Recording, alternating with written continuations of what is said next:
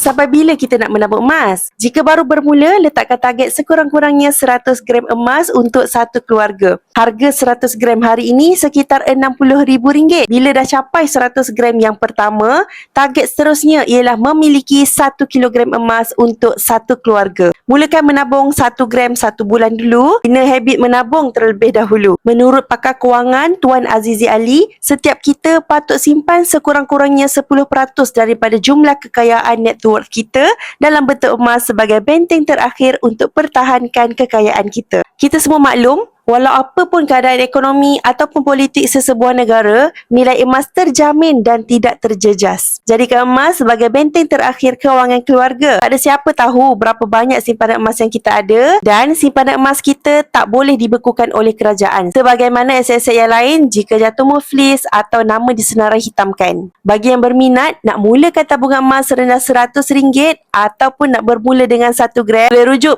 pin video di profil. Hana akan bantu dan bimbing sebaiknya.